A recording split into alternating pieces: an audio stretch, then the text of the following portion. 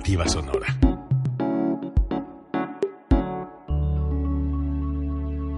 Código Libre. ¿Qué tal, amigos? Qué bueno que nos acompañan a una segunda emisión de Resiliencia en Línea. Bienvenidos Octavio Montes, colaborador de este programa, Selene Guzmán, también colaboradora de este programa. Gracias. Bienvenidos todos ustedes a esta emisión de uno de sus programas de Código Libre. Somos lo que decimos lo que pensamos. A ver si es cierto, Octavio, a ver si es cierto, Selene. Sí. Vamos a tocar, me parece, un tema quisquilloso que tiene, me parece, dividido en opinión pública a buena parte del país. Estamos a favor o en contra y vamos a ir tocando este asunto de la reforma educativa que justamente en estos momentos está por aprobarse o no, al menos sus leyes reglamentarias en la Cámara de Senadores. Sí. Ya se aprobó en la Cámara de Diputados, ahora está en Cámara de Senadores. Tengo entendido que desde mediodía están las discusiones, están la toma de posición de los partidos políticos. Sí. Y ya será cosa de momentos para ver si se aprueban o no, y con esto ver si finalmente queda cancelada la reforma que se dio en el sexenio anterior. Claro. Esta polémica reforma educativa, vamos a desmenuzarla desde sus raíces, me parece, desde el contexto social que esto amerita. Por eso es que los invitamos a que reflexionen junto con nosotros. No se olviden también, si tienen una inquietud y nos la quieren compartir vía Facebook, por favor, estamos aquí en línea. Y vamos a empezar entonces, Octavio, si te parece, entendiendo por qué es tan fuerte este movimiento magisterial que se ha opuesto sistemáticamente en el país a esta reforma educativa, que ha tenido cierto éxito. Y digo cierto éxito porque la verdad es que también con la política pública que tuvo el gobierno anterior, la de Enrique Peña Nieto, que metió la fuerza pública y que implicó incluso, desgraciadamente, recordaremos todos la noche de Nochistlán, en donde hubo incluso, lamentablemente, decesos de profesores que se manifestaban en contra de la evaluación correspondiente. Es decir, sí se aplicó de manera enérgica la fuerza. En ese momento, o en esos momentos en el país, este movimiento magisterial sí vivió un golpe muy duro hacia su estructura, a la fuerza, y por eso es que es tan polémico esta reforma, porque fue intentada instaurarse a la fuerza, cosa que a la fuerza ni los zapatos entran, dicen. Y a la fecha ahora vemos precisamente que después de que se dio la reforma educativa en 2013, 6 años después estamos hablando de una nueva reforma. Vamos a hablar entonces justamente también del concepto de reforma. Antes, si me lo permiten, pensar en esto de por qué ha sido tan fuerte el movimiento magisterial, y la verdad es que no se puede entender, me parece, si es que no tomamos atención en que se trata de un movimiento social. Y para ello, Octavio, yo creo que tú eres muy bueno en este asunto de explicarnos qué onda con esto del movimiento social, qué es o no el movimiento magisterial, un movimiento social, y qué implica eso. Lo que yo tengo entendido, si me lo permites también para adentrar el tema, es que un movimiento social, a diferencia de una manifestación esporádica, que un plantón, digamos, que dura unas cuantas horas o unos cuantos días, no alcanza a ser necesariamente un movimiento social. Un movimiento social requiere una estructura, para empezar, social, precisamente, requiere incluso de una constitución y una secuencia histórica, requiere de un plan de trabajo, en donde hay división de tareas incluso.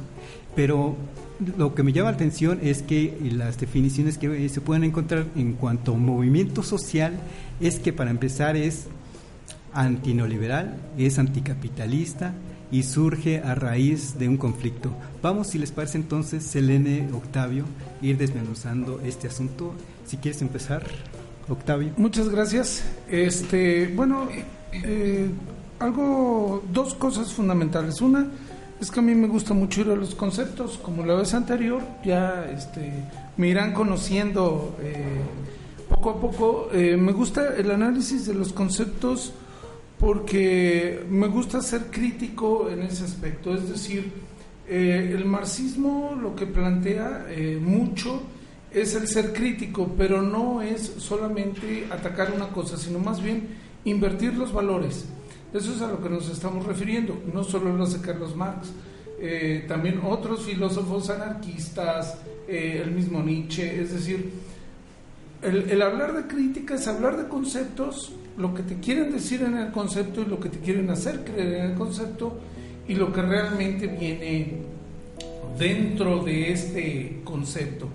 Entonces, bueno, sí, el movimiento social es muy cierto, pero además no solo anticapitalista, también hay movimientos sociales de derecha, y no por eso dejan de ser movimientos sociales, ¿no? El movimiento cristero fue un movimiento social de muchísima demanda, el movimiento sinarquista, todos estos movimientos fueron muy muy fuertes y tienen que ver también con movimientos sociales.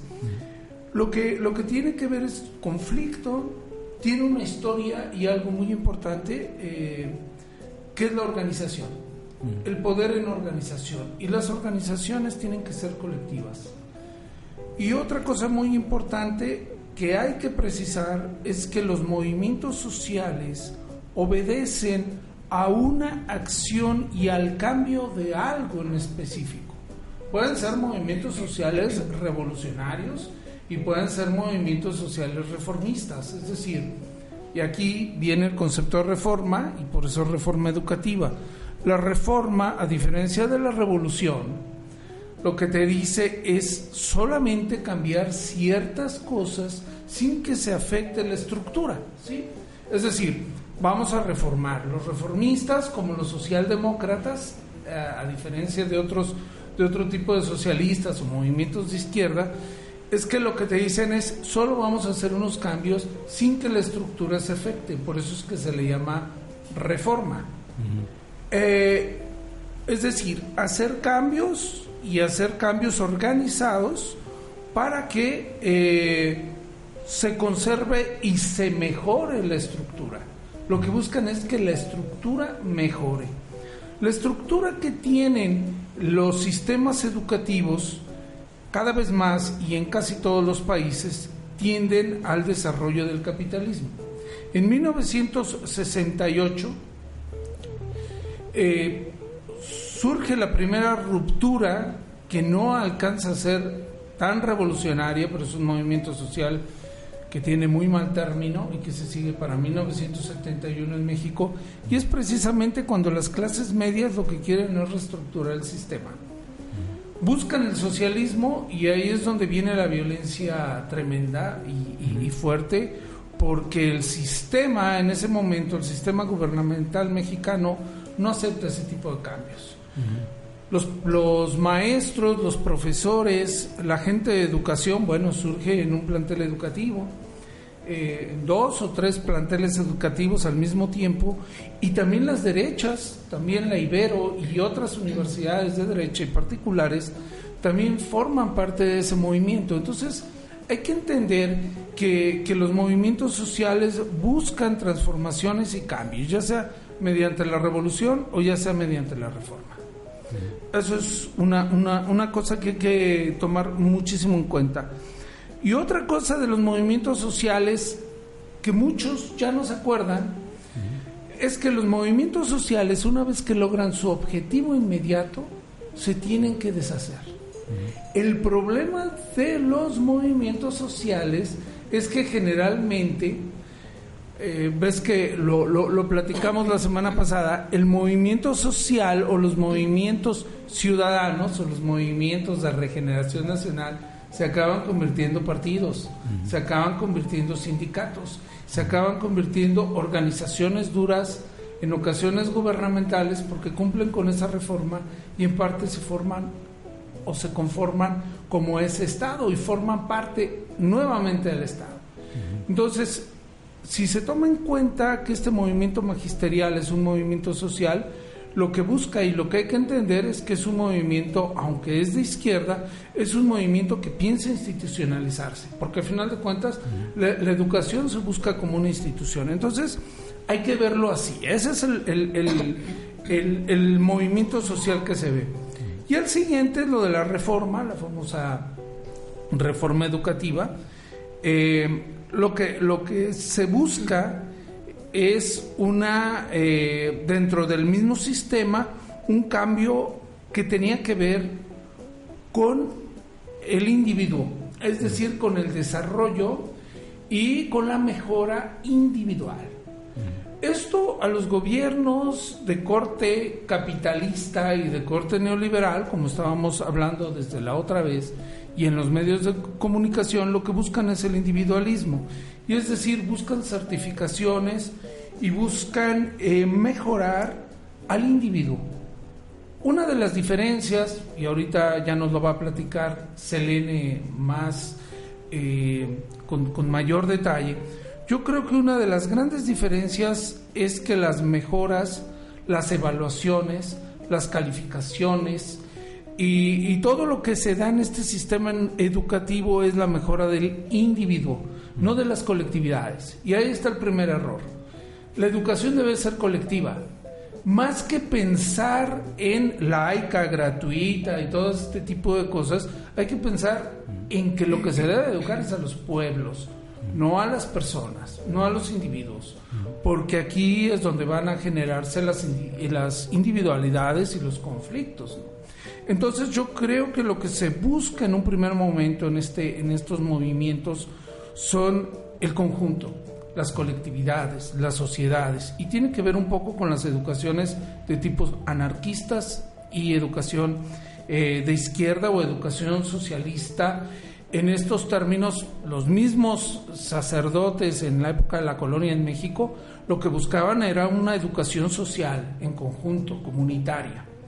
Las comunidades indígenas, el desarrollo de las comunidades indígenas, ya sea con Vasco de Quiroga, con Fray Toribio Benavente, con todos ellos, lo que buscaban eran formar escuelas o colegios, cuerpos colegiados, que precisamente pensaran en conjunto y tuvieran pensamientos colectivos. Las colectividades son fundamentales. Y lo que quieren precisamente los gobiernos capitalistas es individualizar y particularizar para que no haya organización y no se vuelva una institución que contraponga lo que está diciendo el gobierno. Entonces, bueno, de forma general y como un primer acercamiento, eso es lo que podría decir de la reforma y de lo de la reforma educativa. Aquí, pues, las reformas, es obvio, la del 2012-2013, porque, bueno, es un proceso muy largo, pero yo creo que es desde mucho antes, desde la entrada del neoliberalismo, desde pues la división entre el sindicato, la coordinadora y todo este tipo de cosas, porque está pensado precisamente con la entrada en los años 80, es cuando empiezan los primeros cambios, cuando empiezan a tronar a los primeros líderes sindicales, dinosaurios que les llamaban, y que luego entran otros que también se vuelven dinosaurios, bebés dinosaurios, pero llegan reformando este sistema antiguo y tratando de innovar, es uno de los términos neoliberales muy fuertes, innovar para la individualización y para la separación de las colectividades. El pensamiento colectivo no va con el pensamiento educativo neoliberal. Muy bien, Octavio. Fíjate, Octavio, con revisión histórica que estás haciendo para definir esto del movimiento social y esto de reforma, se han generado mitos, se han formado mitos apoyados en realidades o mitos apoyados meramente en suspicacias.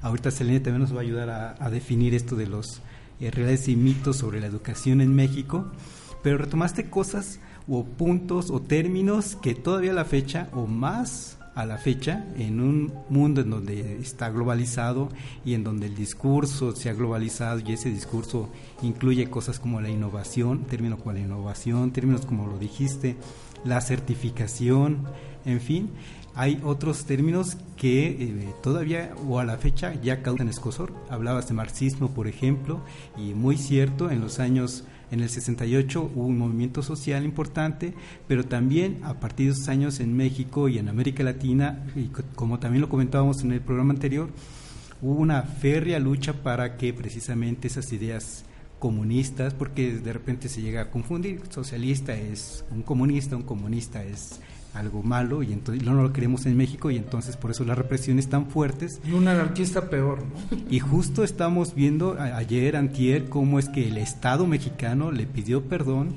a una de las simpatizantes de la Claro. Liga 23 de septiembre, porque fue torturada en el contexto de esta represión que se vivía en México, precisamente en contra de estos movimientos que buscaban una reforma o quizá una revolución, ¿no? Sí, claro.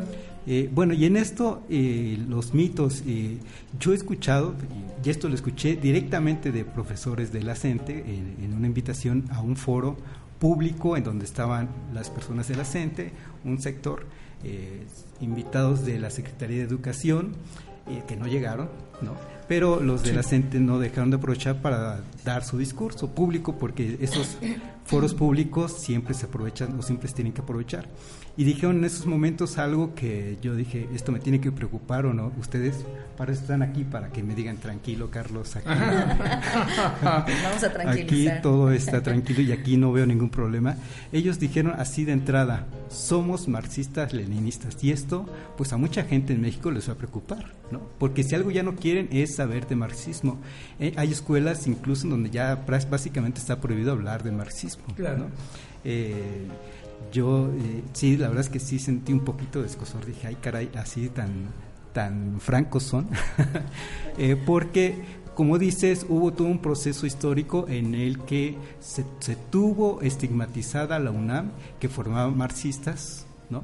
Y entonces vino muy fuerte, especialmente en los años 80, me parece, cuando se fundan o tomaron fuerza universidades como la Ibero, ¿no? Y la Universidad Americana o el Tecnológico de Monterrey, que vienen de años más atrás, pero su fortaleza me parece que viene con esta, a propósito, otra vez retomando parte del programa anterior de los tecnócratas, vienen con una nueva visión.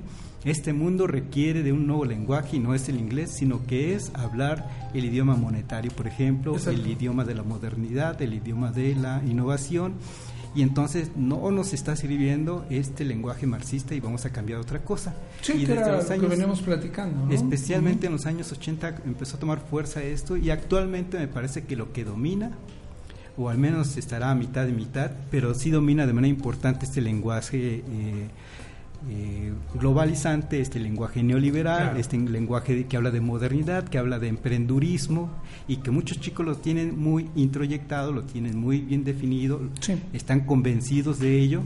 Y sí hay ahí de repente cierto escozor cuando escuchan a un sector, no un grupito, sino a un sector importante en México hablando de educación basada en estos principios, digamos. Pero Selene, si te parece, nos apoyas en estos temas. ¿Existe elementos para preocuparnos? No hay nada de qué preocuparse. Por otro lado, esto vamos a dejar hablar a Selene, pero ahorita vamos a otra parte, porque en toda esta discusión también la verdad es que si queremos hacer algo, por ejemplo, con esto que está sucediendo con el calentamiento global, ahora que está en gira internacional esta niña Greta, ¿no? Sí. Uno piensa, bueno, para que haya un cambio de verdad, habrá que cambiar de modelo económico, ¿no? Es dejar de ser capitalistas, ¿no? Me parece, porque si mantenemos este sistema económico, si queremos cambiar pero con base en Claro. pues de repente hay que buscar otras alternativas que ya no sean como efectivamente se han dicho por muchos líderes de opinión pública, o bueno, por importantes líderes de opinión pública, es quizá dejar de pensar de una reforma, un cambio con base en capitalismo. Pero bueno, ese es otro tema, si da tiempo lo tocaremos en este punto, en este programa, y si no, para la siguiente emisión. Pero Selene, ayúdanos a desglosar un poquito esto de los mitos, si nos puedes ayudar con esto. ¿Tú crees que existen esa educación desde las escuelas normales, desde la escuela pública, sobre bases marxistas? Sí, ¿no? ¿Eso tiene importancia? ¿Tiene cosas para preocuparnos o no?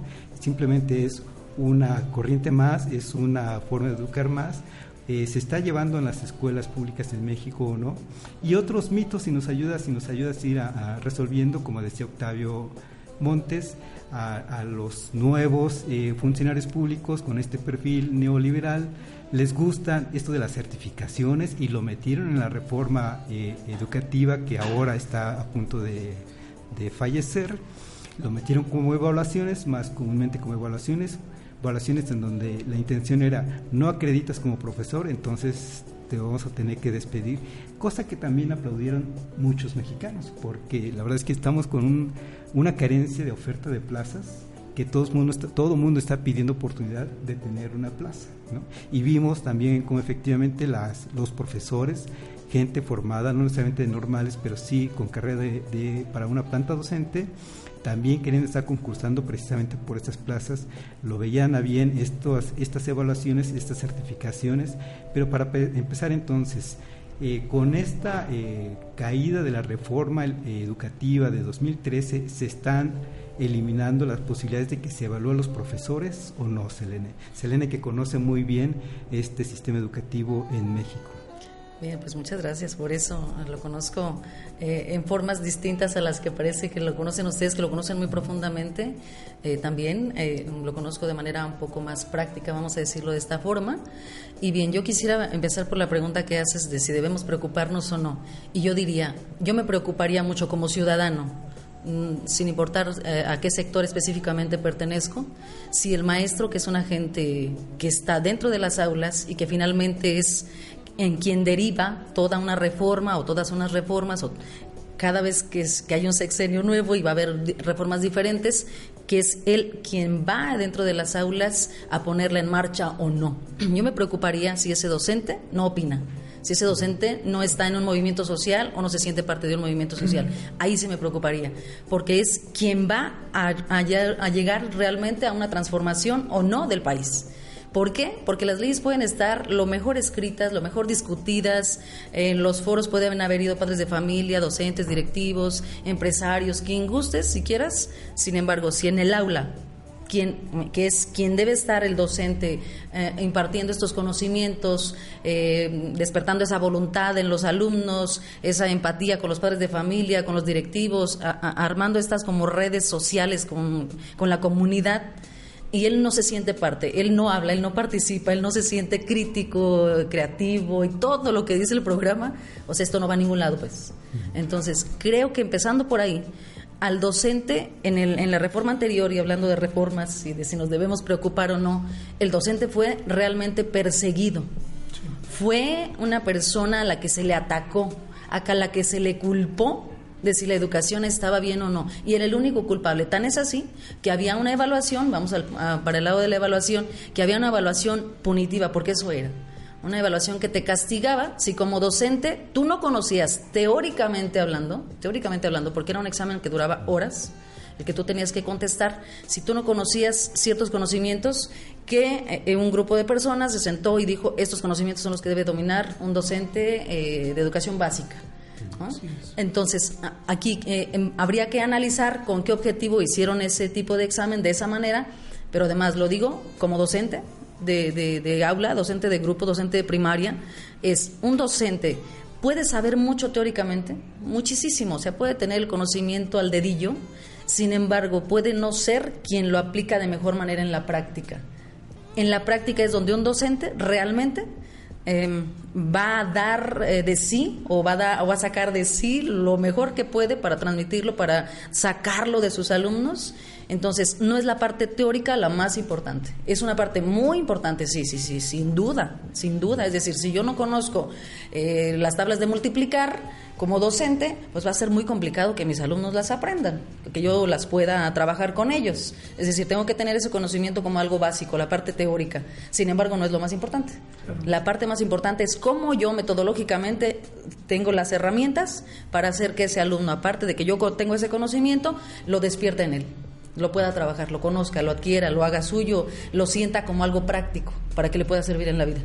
Entonces, creo que esa parte fue una de las cuestiones que fue muy controversial en la reforma anterior, que era si se evaluaba al docente o no, y decían, yo recuerdo muchos comentarios de la gente de a pie, digamos, decía la gente, es que cómo no se van a evaluar, si ellos se evalúan, de eso viven, todo el tiempo están evaluando. Yo digo, pero claro que tenemos que evaluarnos, o sea, efectivamente, nadie decía que no. Es más, yo no recuerdo haber escuchado docentes que dijeran que no se nos evaluara. Se evaluaba no solo desde esa reforma, se evaluaba desde antes. Existía carrera magisterial, que después tiene un cambio, donde el docente iba, hacía exámenes, hacía cursos, se evaluaba a sus alumnos, y todo esto generaba un puntaje, junto con su preparación, junto con su antigüedad, alcanzaba un cierto puntaje, y con eso accedía a un nivel mayor o menor, en este caso mayor, de sueldo. Era esa parte, ¿no? Entonces, sí, ahí le pegas al docente en el sentido monetario, porque el docente gana poco finalmente, ¿no? Un docente de primaria gana poco. Así y es. trabaja mucho, es decir, aquí pareciera ser que la sociedad se centra mucho en decir, bueno, es que les pagan bien, tienen una plaza, etcétera. En realidad es un trabajo muy mal pagado. Es un sueldo, sí, que la gente podría decir seguro, pero es un sueldo bajo. La mayoría de los docentes tienen otro trabajo, tienen una tortillería, venden ropa, hacen aquello, esto y lo otro. Entonces, nadie se opone a esta parte. Ahora sigue estando esta parte presente, sin la parte punitiva, hasta donde tengo entendido, lo que he podido analizar de lo que ya se ha, puesto en marcha, vamos a decirlo así, ¿no? Llegan en este momento a la parte educativa, documentos ya que hay que analizar, por ejemplo, las reformas al artículo 3º, que ya hablan de esta carrera de maestros, donde además yo sí creo esta parte es muy central y vuelvo a lo mismo, es decir, el docente, que es quien está frente al grupo, tiene que tener una actualización, es decir, es como si te prepararon en la normal y te sueltan al ruedo y ya luego, pues si te quieres evaluar, si te quieres capacitar, vamos viendo a ver si tú quieres. Entonces no es esta parte, es decir, ya estás ahí, vamos actualizando, te vamos despertando en ti el deseo de investigar, el deseo de proponer, claro, que eso no existía. El que te evalúes, pero de manera formativa. Es decir, el cómo yo, como gobierno, te doto de ciertas instituciones, de ciertas instancias que te acompañen en el proceso de prepararte. Entonces, sí hay muchos mitos que giran alrededor de todo esto, de las plazas automáticas, de todas estas cuestiones, y ahí voy a este punto, ¿no? Las normales son escuelas que el gobierno ha creado, que el gobierno ha hecho exámenes a esos docentes que están dando clase ahí en estas normales, estas universidades, vaya, que llamamos normales, y se entiende que esa gente que está estudiando ahí atiende a los planes y programas que se destinaron para que una persona que estudie en estos niveles salga con la capacitación suficiente para integrarse a dar clase. Ese es otro de los, ya no tanto mitos, sí realidades. Incluso el presidente de la República ha defendido el principio de que si un normalista tomó la carrera para educar a jóvenes de México, ya lo hizo, y entonces dice, ¿por qué no garantizarle una plaza en cuanto sale? Cosa que además también molesta a muchos mexicanos.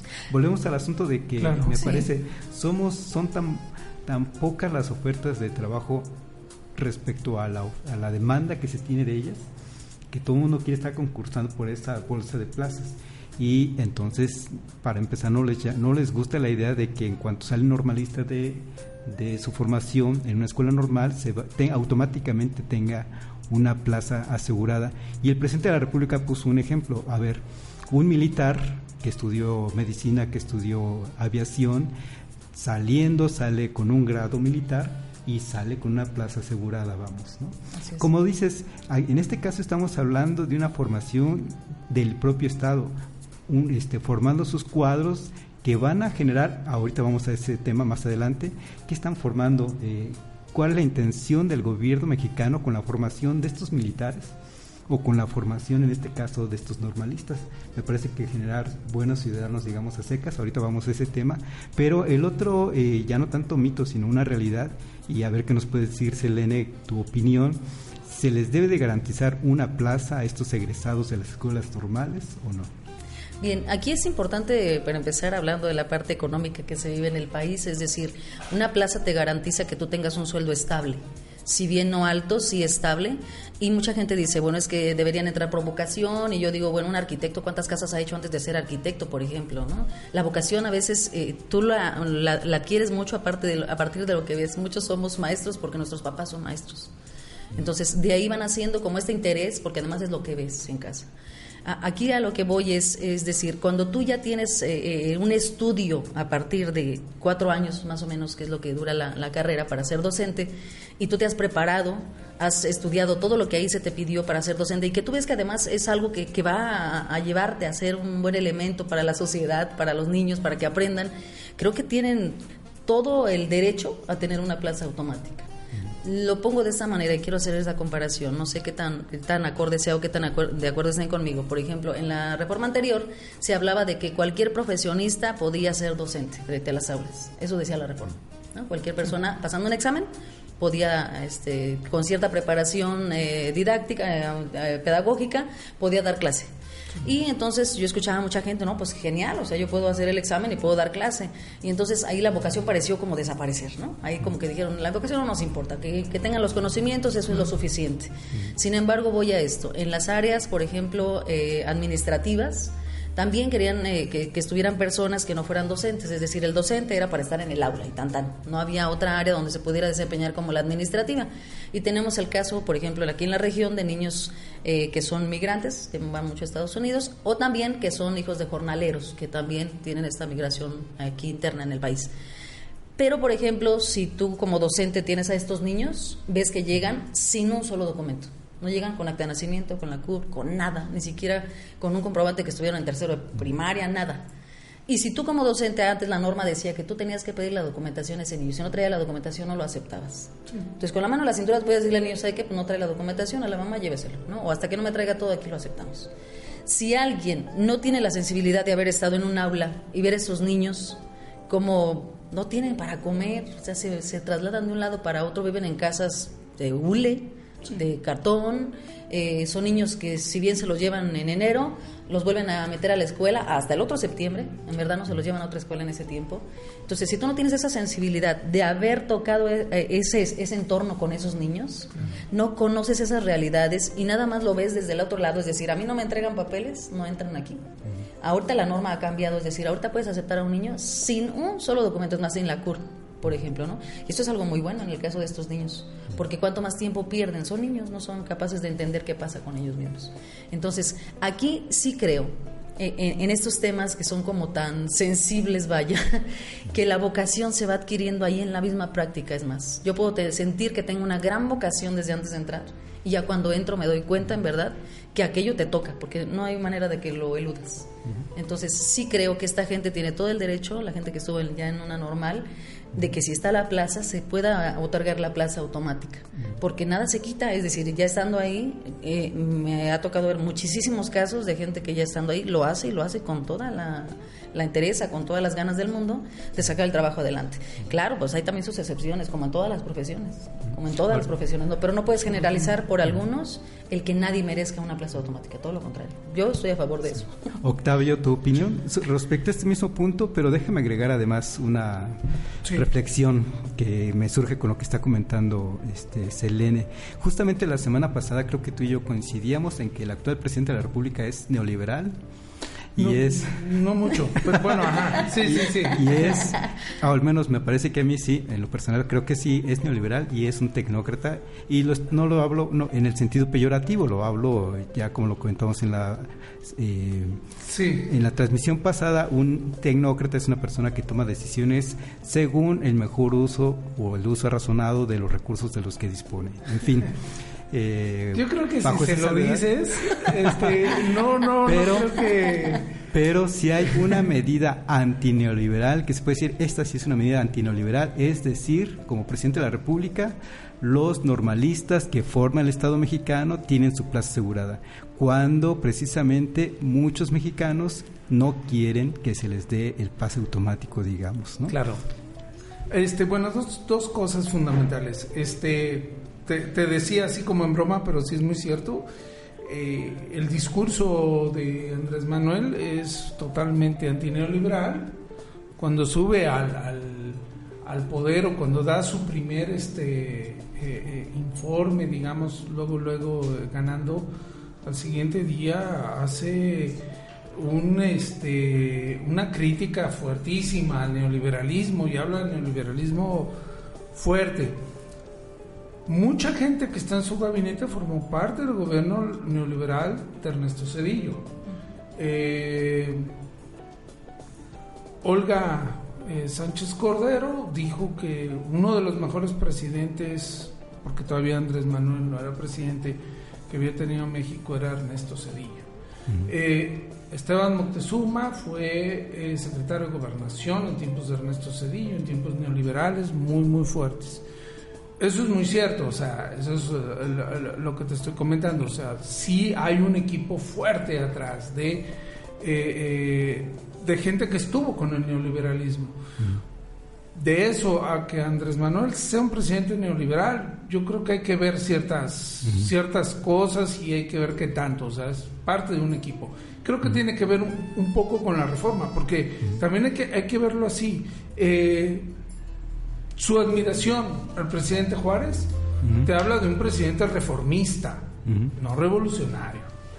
Y de un presidente a las que leyes. busca reformas. Las leyes de reforma son de Juárez, ¿no? Es decir, estas cuestiones de leyes educativas y todo te habla de un reformismo, pero de un reformismo social fuerte, liberal.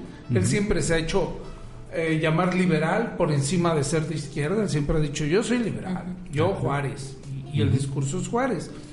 Eso te habla también de cierto liberalismo, no tanto neoliberalismo, pero sí liberalismo. Y yo creo que él sí apoya ideas del liberalismo del 19 que tiene que ver posteriormente con las libertades individuales, ¿verdad? Yo creo que tenemos que ser muy conscientes en eso. Cuando alguien te dice soy liberal, no te quiere decir que apoya la libertad o es muy libre. No, va en contra de las comunidades. O sea, una de las reformas juaristas fuertes fue abolir la comunidad indígena, o las comunidades indígenas, las religiosas, en fin. Entonces, eso lo primero lo aclaro, lo de la cuestión de qué tan neoliberal es o no es. Sí. Un ejemplo que también viene con lo que dices es que con las reformas liberales de Benito Juárez, después seguidas por Sebastián Lerdo de Tejada, es que expulsaron a jesuitas, expulsaron a las ¿cómo se llama estas señoras? Ay, se me olvidó el nombre, pero varias ¿cómo le llaman a esto? Congregaciones católicas, sí, las expulsaron. Sí, sí, pero también tronaron a muchos colectivos indígenas, sí, y también individualizaron muchas tierras. Entonces ahí está lo importante. Otra cuestión básica, leyendo un poco esta cuestión de la reforma educativa de Enrique Peña Nieto, tengo un concepto también que quise analizar, el concepto, porque maneja varios conceptos. El concepto de aprendizaje. Habla de que el aprendizaje para esta reforma de Enrique Peña Nieto era un proceso por el cual el sujeto aprende, individuo, aprende destrezas o habilidades prácticas, incorpora contenidos informativos y adopta nuevas estrategias de conocimiento y de acción. Habla de mejora, habla de calidad y habla de una cosa muy importante en términos liberales y neoliberales, que es la evolución social. La evolución social te habla del individuo más que de las sociedades, es decir, la evolución social es que el más apto es el que se queda, el menos apto se muere. ¿Sí? En términos de Spencer, es decir, si funciona para el sistema, se queda, es bueno, es buen elemento. Si no funciona para el sistema, es mal elemento. Y eso me lleva también a pensar un poco en lo que decía Selene de los profesores, los maestros y los términos económicos. Yo sé que tiene que ver mucho con el aprendizaje, con el interés que tenga el maestro, pero lo económico repercute, sin lugar a dudas. O sea, porque luego dicen, es que se están peleando solamente por el dinero, no es que les importe la educación. No, es que realmente los sistemas en México, los sistemas económicos, sobre todo los que se refieren a la educación, son muy neoliberales en ese aspecto. ¿Por qué? Porque México, no sé si sea el más bajo, pero es de los que los profesores menos ganan.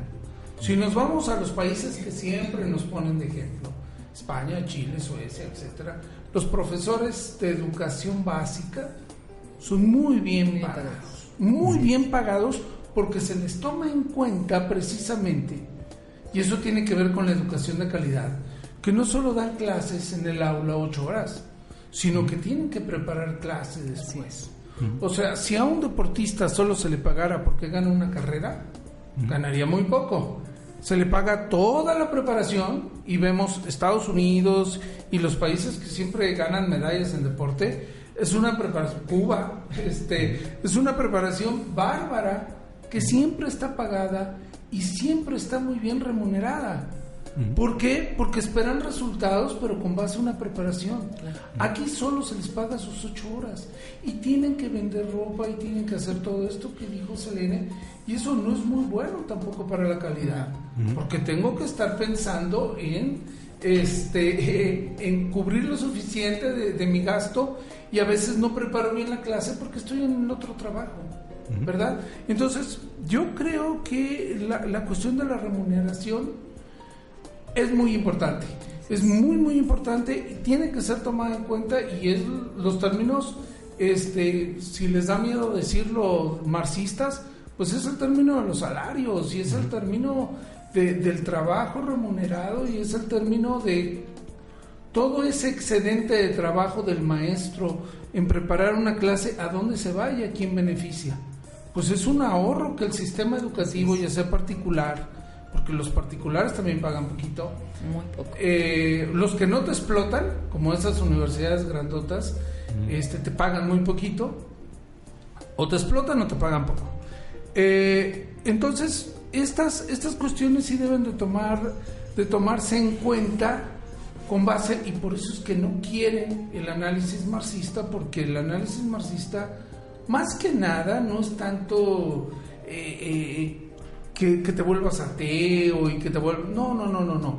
Sino es más bien hacer conciencia. Por eso es que no debes de tener temor de estas cuestiones de cuando se habla de socialismo. Yo te lo dije, se habla de globalización cuando realmente la palabra es imperialismo, ¿verdad? Sí. Pero lo que se debe de pensar es una cosa que se llama la plusvalía, es decir, lo que se busca, o el enriquecimiento no proporcional o no justo, digamos la injusticia real, es que todo ese tiempo invertido, en lugar de que te lo paguen, te digan, es que es parte de tu trabajo y parte de tu salario.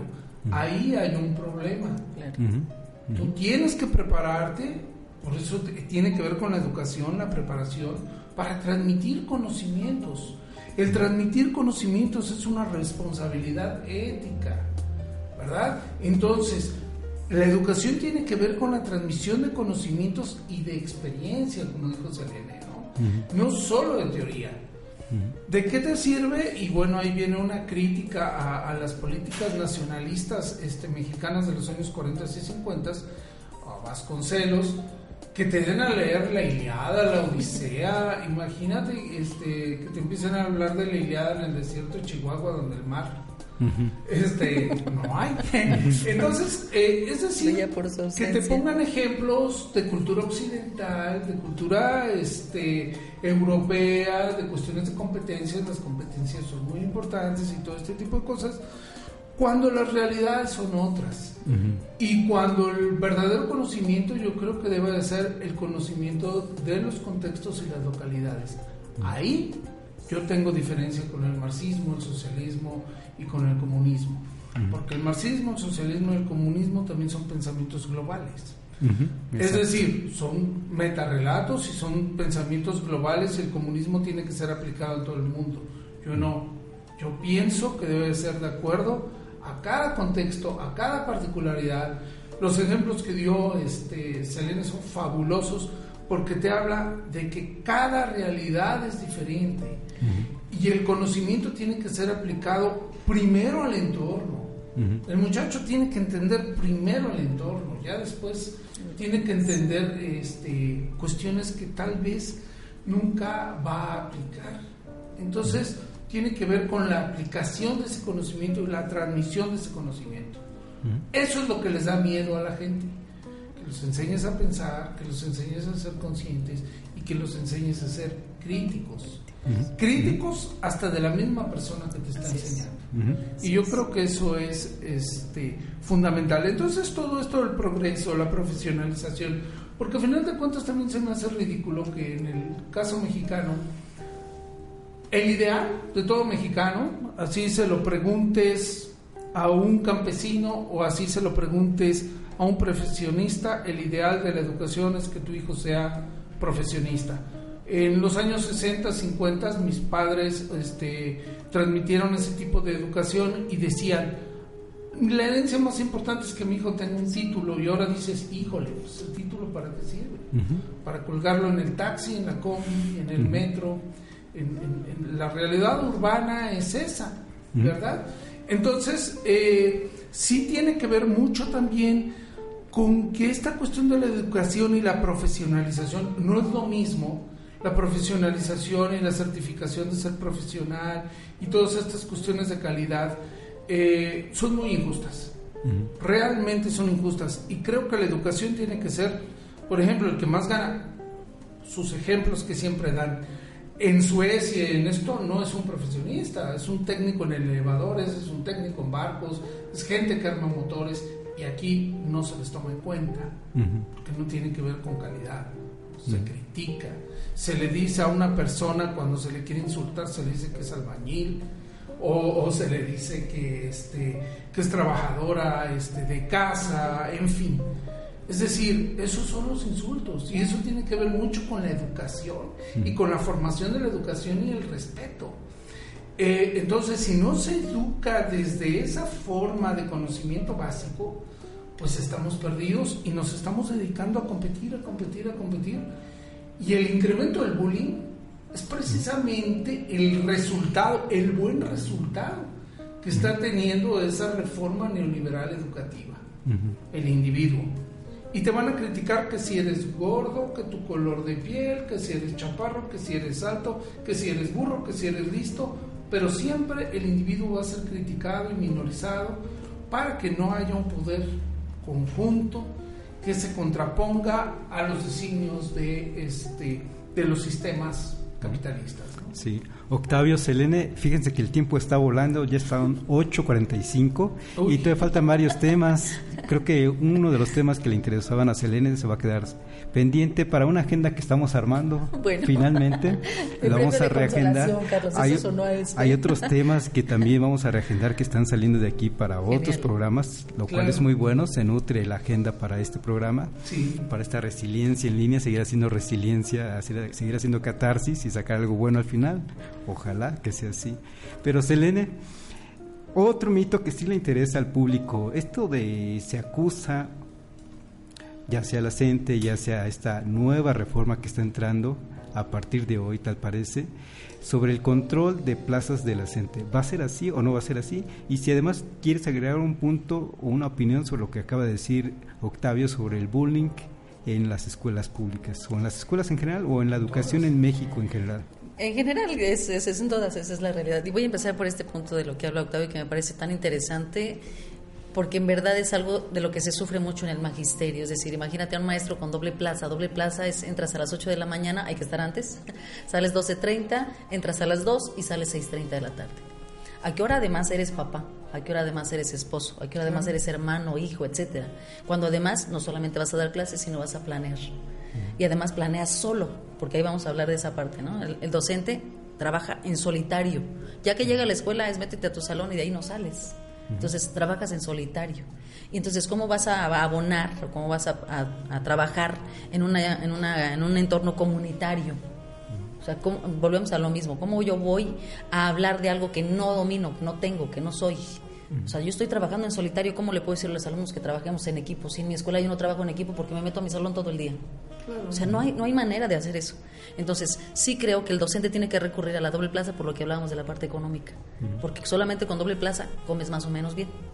Tienes una solvencia económica más o menos acorde, pero además estamos hablando del desgaste de un docente frente a grupo con 30 y tantos alumnos, con 40 alumnos por la mañana, más ese equivalente por la tarde. A veces es la mitad de alumnos por la tarde, pero con problemas mucho más severos de aprendizaje.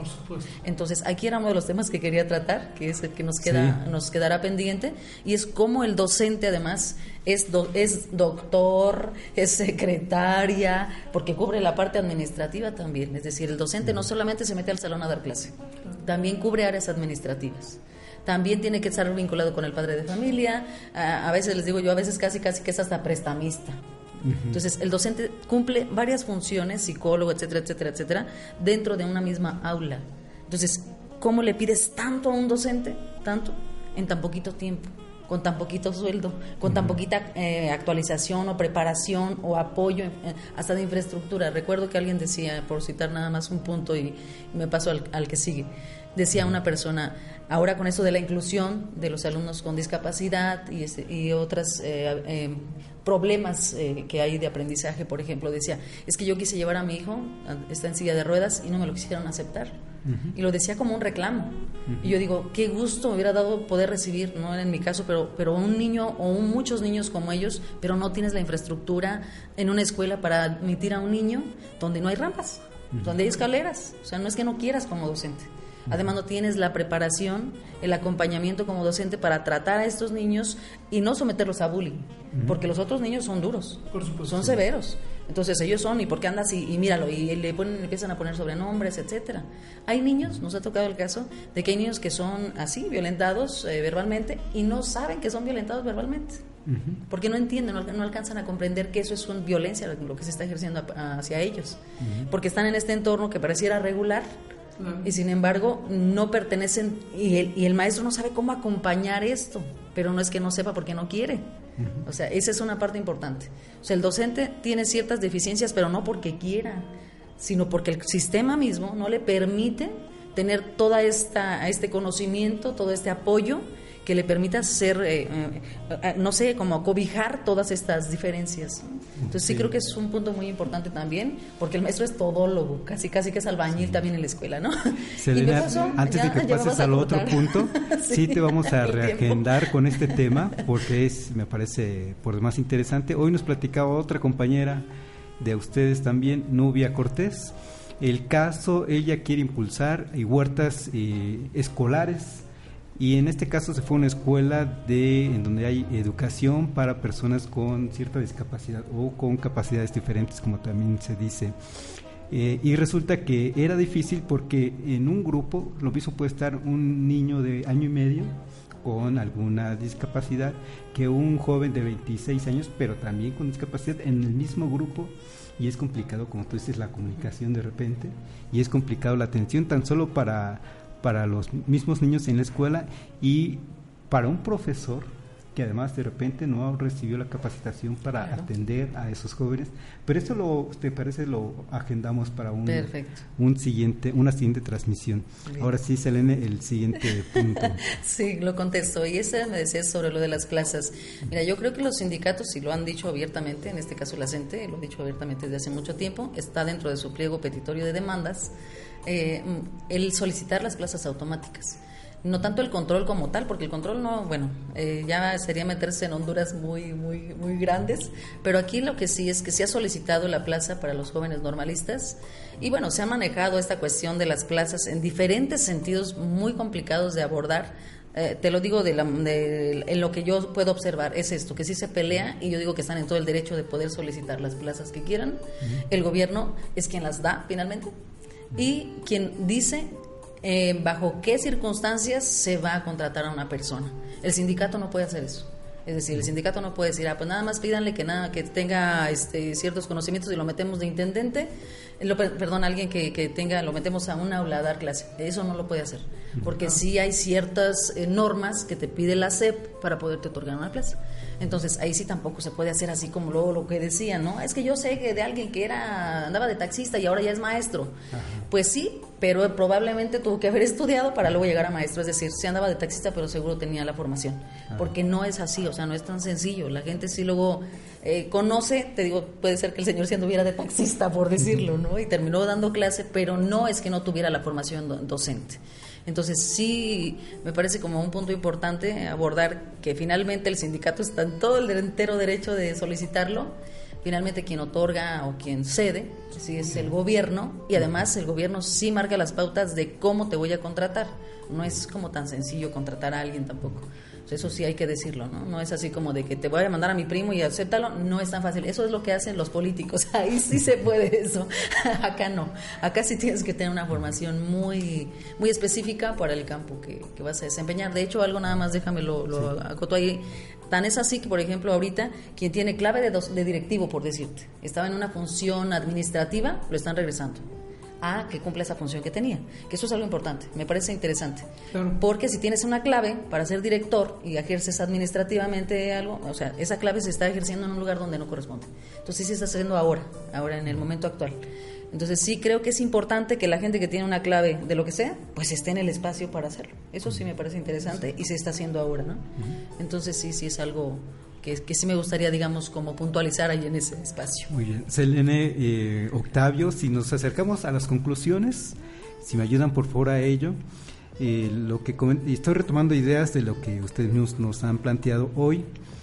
Una, me parece que entonces un movimiento social finalmente alcanza a ser o es sobre todo una entidad institucional. Se tiende o se encara con instituciones y entonces no puede dejar de ser institucional, y nos decís, Octavio, que incluso el propósito o el fin, a fin de cuentas, valga la redundancia, es ser institucional porque se convierte a fin de cuentas en una institución de alguna u otra manera. Tiene que dejar el movimiento, sí se tiene que parar como movimiento y convertirse en otra cosa. Es decir, el movimiento cumple objetivos y una vez que se cumplen se tienen que deshacer.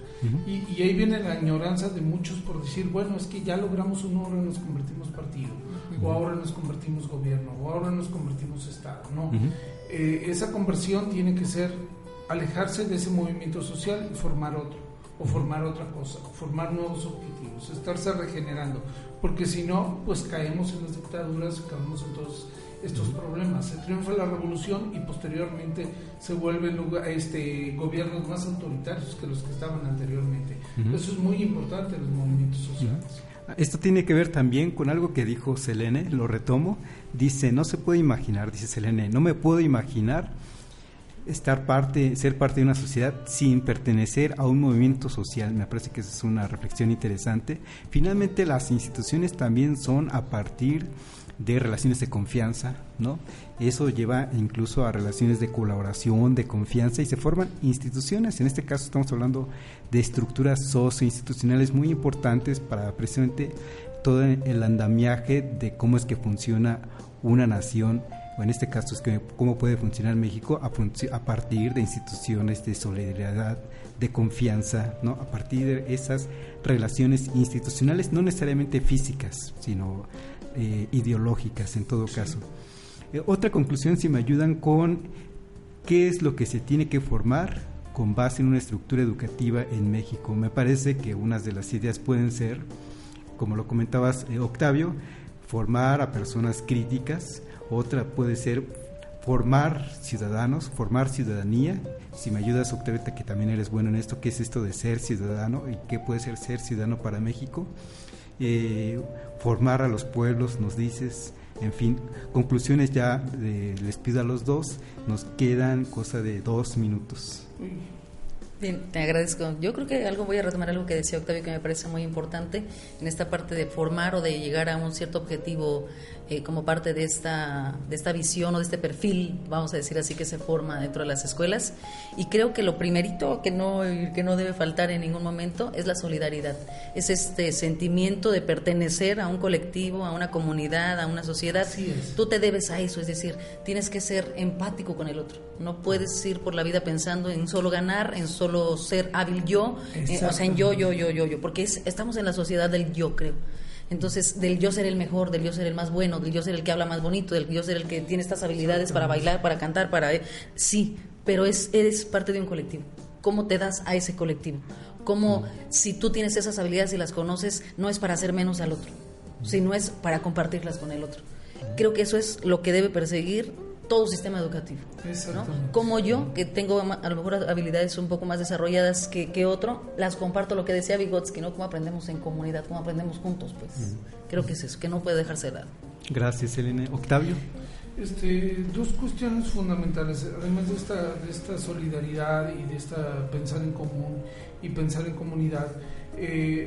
Una cuestión que tiene que ver mucho con esta famosa palabra que ahora se está utilizando, corrupción. Hay que pensar que la corrupción es desde el momento en que tú adoptas un cargo, un papel o un puesto que no cumples. Es decir, desde el momento en que no eres apto para cumplir un puesto, un trabajo, eres corrupto.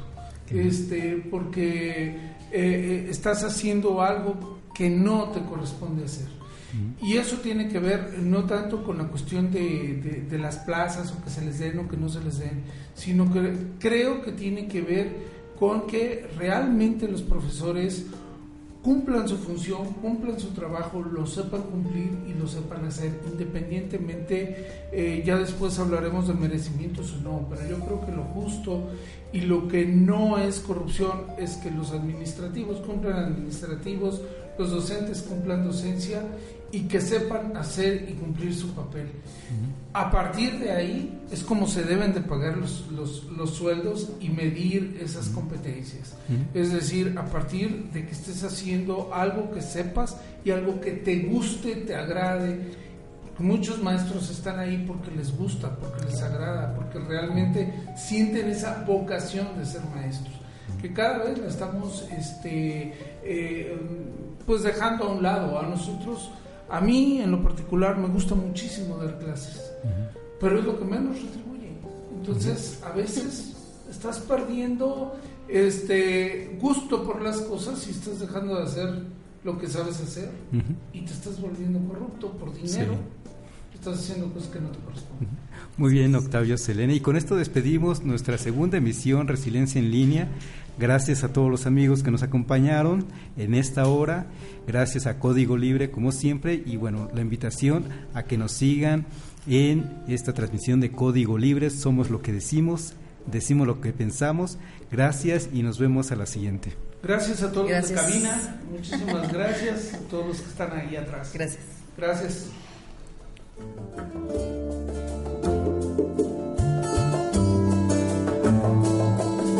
De Alto Cedro voy para Macané, llego a Puerto voy para Mayarín.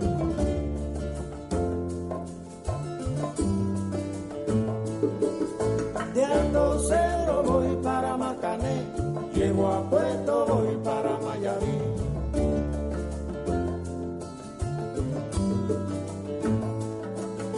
De Alto Cedro voy para Marcané, llego a Puerto voy para Mayarín.